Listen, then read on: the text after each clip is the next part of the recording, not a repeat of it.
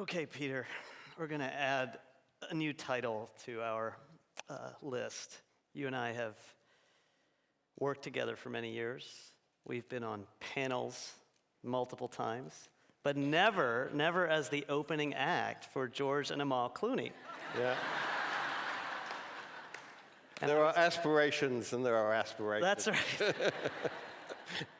I was reading the well-known medical journal called People magazine this morning. And I learned that George Clooney and Brad Pitt are filming a new movie called The Wolves. I heard they have not decided on the supporting cast or the stunt doubles. So I'm declaring this as our audition for those roles. We're obvious candidates to be stunt doubles. You'll have to figure out who could be who. So, I don't know if that was a good laugh or a bad one. On the heels of the worst pandemic in recent memory, in many parts of the world, we're facing the greatest setback in life expectancy since World War II.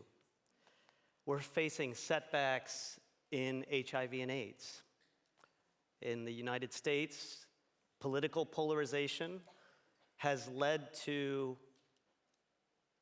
a threat on the United States' commitment to PEPFAR, the President's emergency plan for AIDS relief, which, alongside the Global Fund, has helped save 25 million lives from HIV and AIDS around the world. We are seeing now setbacks when it comes to malaria. The climate crisis is leading to flooding unlike ever before. That is breeding new sites for mosquitoes and putting people at risk who had never been previously at risk for malaria. Conflicts are creating a setback in the way we fight tuberculosis. When people flee war, they often end up in crowded conditions, in displaced camps or in displaced communities, and that breeds the spread of tuberculosis, which spreads from person to person through the air. In the middle of all of that is the Global Fund, which is a cause for hope. And Peter, you lead the Global Fund now, but before you were the head of the Global Fund, you were a successful banker, I think the head of a small community bank called the Standard Chartered. How does, everyone here has a why. And I don't think I've ever had a chance to ask you this before. What makes a person who was helping the world make money decide to join an effort to give it all away to fight the world's deadliest infectious diseases? Well, Raj, sometimes you have to go from the dark side to the light. No, I mean, in all seriousness, it wasn't part of a grand plan. I knew that having been CEO of Standard Chartered for 9 years, that I wanted to do something completely different. And I actually went immediately and parked myself at Harvard and started doing writing and research on the economics and finance of pandemics. This was in 2016 and 17, so before COVID-19. And while I was doing that, and I loved being a kind of pseudo-academic, it was great fun, I got approached for the Global Fund role.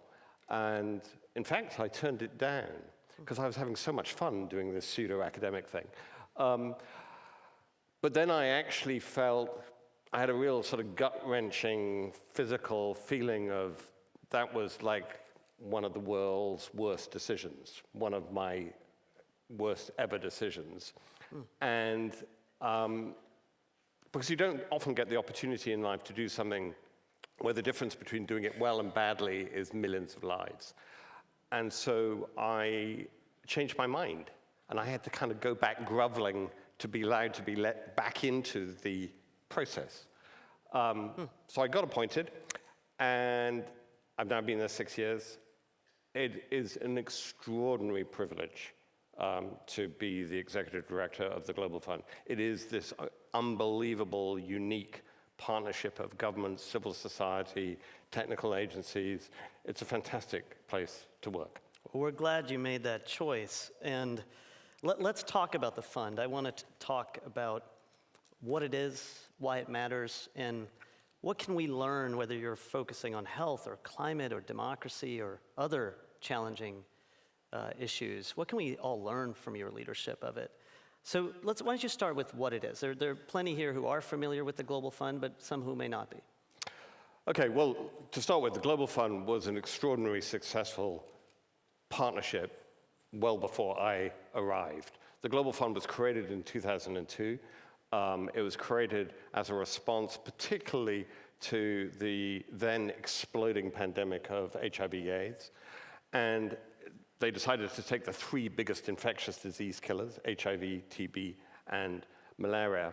And it was deliberately created as a partnership of governments, civil society, communities, the private sector, private philanthropy, outside. It's sort of the biggest, certainly in the health world, multilateral outside the UN system. And since then, it has been, as I said, extraordinarily successful. I've been there now 6 years. In the 6 years that I've been there, we've raised over $34 billion and have saved roughly 30 million lives, bringing the cumulative total for the total life of the Global Fund to about 60 million lives. Now, You just said 60 million lives. 60 million lives. And what's more, halving the annual death toll across HIV, TB, and malaria. What are the success factors? First is the nature of the partnership. And you only have to look at the way the Global Fund board is structured to get a sense of what makes it different. We give more power, real voting power on our board to civil society, communities, private sector, private philanthropy than any other multilateral.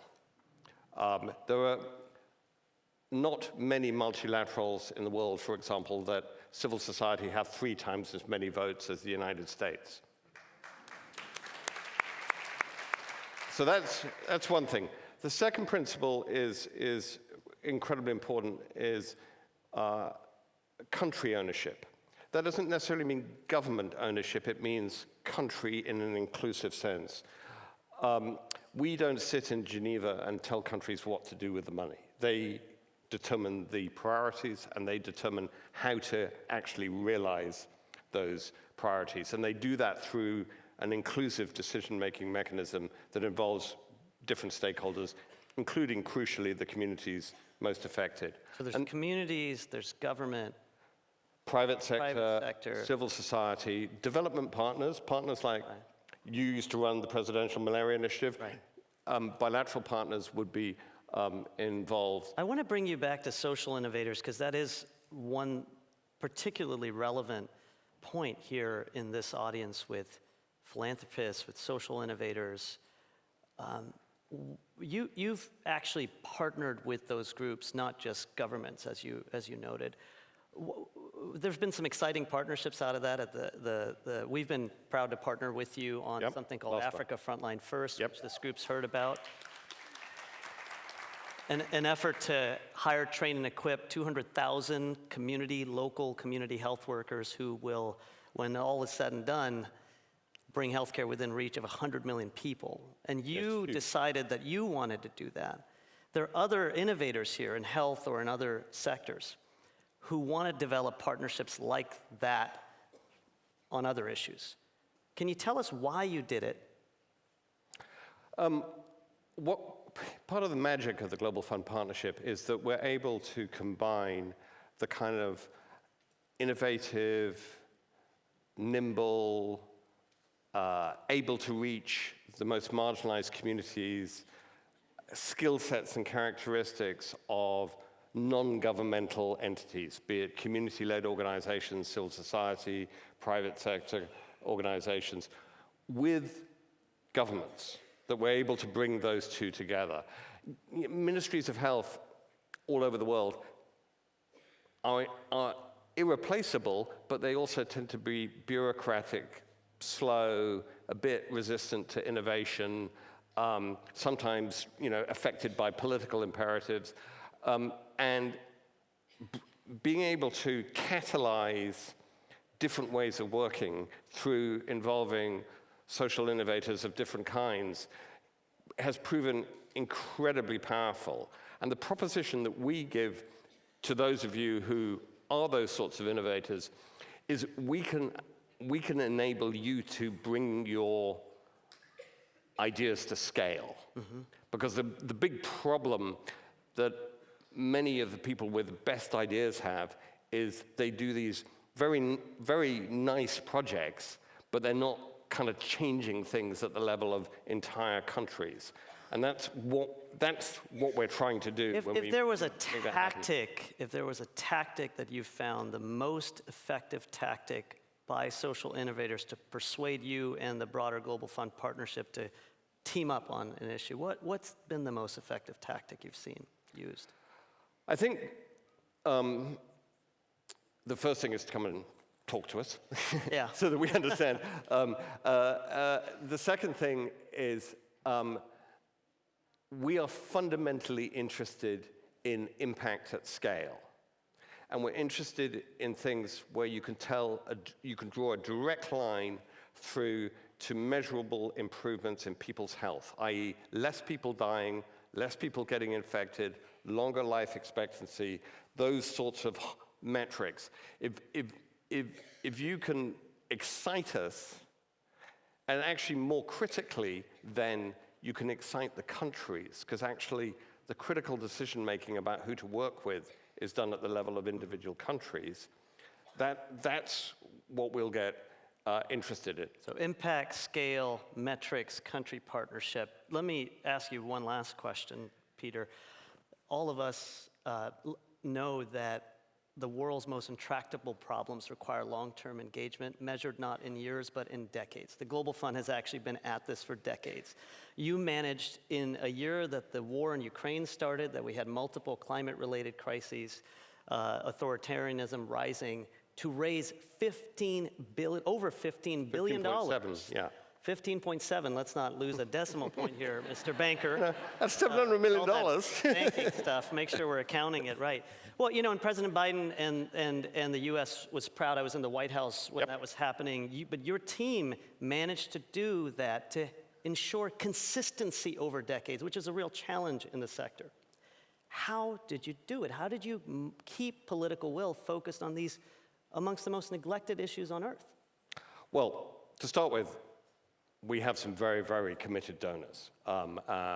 Governments around the world, private sector philanthropy around the world who have seen the journey with us. But it wouldn't have happened without a couple of things. First is we have to deliver. I approach this a bit like my old career as a banker, which is I have to offer a return. And the return I offer is not a financial return. Indeed, I guarantee to anybody giving us money that they're not going to get a cent back. But what I can guarantee you is a return in lives and a return in the better health of communities, and particularly the communities which are the poorest and most marginalized in the world. So we've got to do that, and we've got to do that absolutely consistently. The second thing is that it's not us telling the story. We have an extraordinarily powerful advocacy network of communities, civil society, and governments around the world who tell the story for us. And they are much more persuasive than I will ever be. And it's funny, some of my counterparts in other multilaterals say to me, how do you get all these communities and civil society organizations to be so passionate on the Global Fund's behalf?